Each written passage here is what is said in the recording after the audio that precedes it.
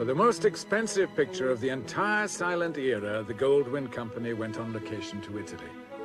Some scenes were shot in Technicolor. When Metro merged with Goldwyn, the new company, MGM, changed both star and director. Ramon Navarro now played Ben Hur. Fred Niblo was the chief director.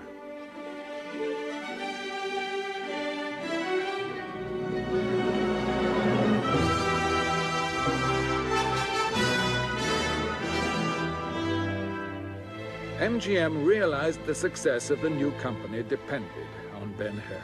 They therefore invested in it every resource Hollywood money could buy. Yet they still needed something startling to help make the film a hit.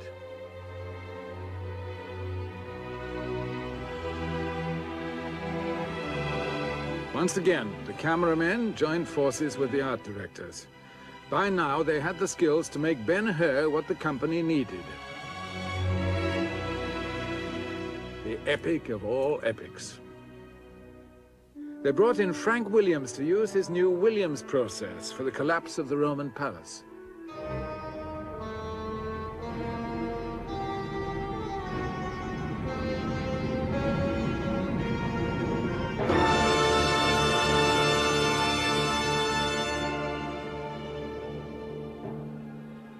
They built full-size galleys in Italian shipyards.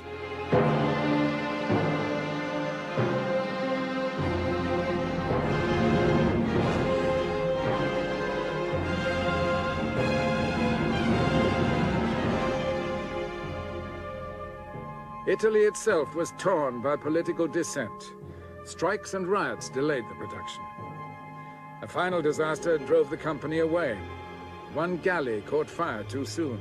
Extras jumped overboard. Few could swim. They were rescued, but it was the last straw, and it ended the Italian location.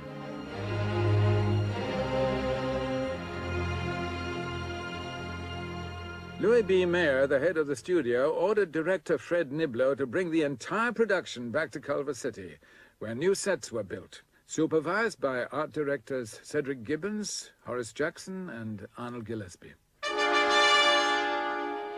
The call went out for thousands of extras. The chariot race was about to be shot. Assistant directors were drafted in to cope with the crowds. One was William Wyler. Each assistant was put in charge of a section and given a number of signals.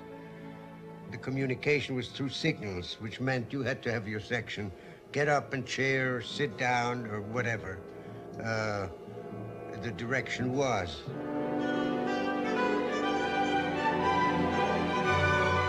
MGM could not afford to build a set as big as the original Circus Maximus, but they needed to show vast crowds.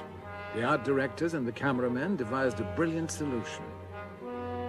It remained a closely guarded secret, and none of them has publicly admitted it until now. A hanging miniature with a difference. So the hanging miniature was quite close to the camera itself. It was probably 12 or 14 or 15 feet away from the camera.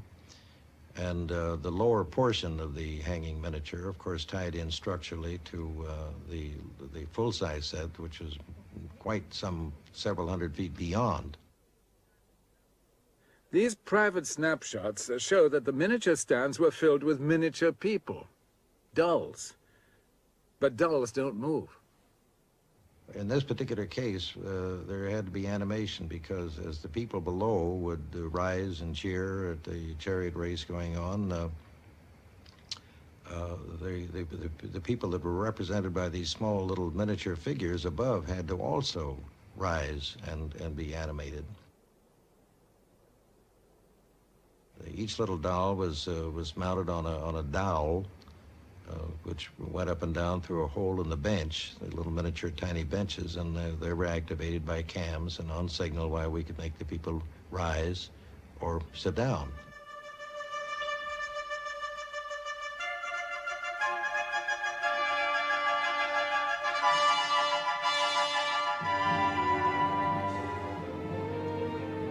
It was even possible for cameras to pan over the hanging miniatures, adding to the illusion that the entire set was real.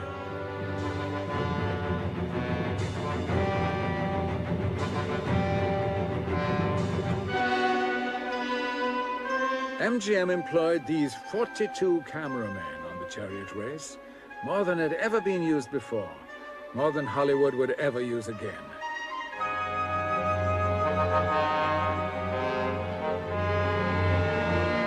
Second Unit Director Reeves Eason was in charge of the race. He planned weeks of close-ups, but for the first great day, he deployed his cameramen all over the stadium, cameras on towers like oil derricks, cameras concealed inside the statues, cameras hidden behind soldiers' shields.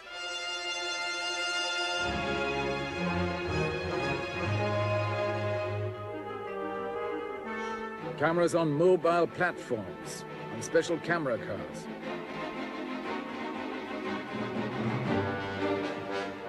Ben Hur, Ramon Navarro, Masala, France's ex-bushman, in a race to the death.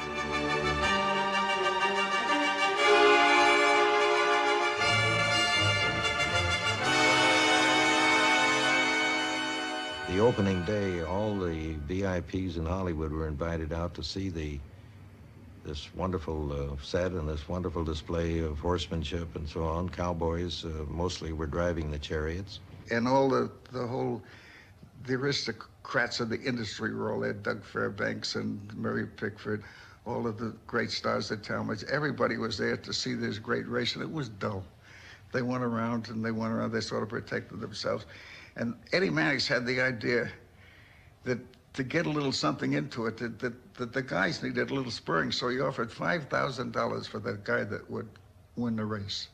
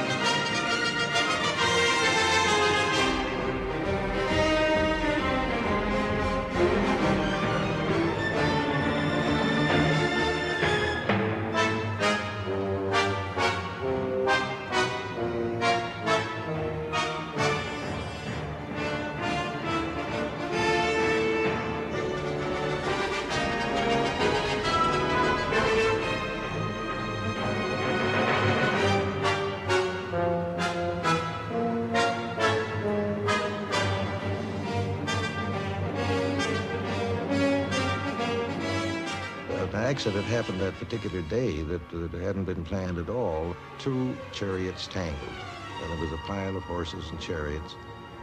And the other chariots coming down, the Spina couldn't see what had happened just around the corner, so they all plowed directly into this mess, and it was quite a mess. I was on a hanging miniature up right where I had a perfect bird's eye view of this thing happening. Some extra came rushing out to try to stop the oncoming chariots because he could see what had happened. And of course, that spoiled that particular part of the film. I'm not too sure whether they were able to take him out optically or not because they used a lot of that footage.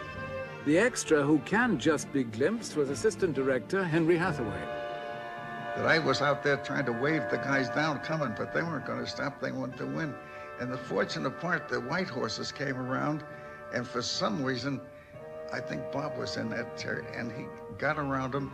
He got through, so here we were safe with the accident because the white got by, which we could finish the race in other shots.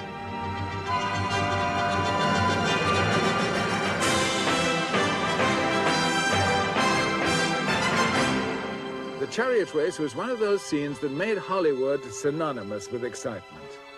A triumph for the technicians, a triumph for the cameramen.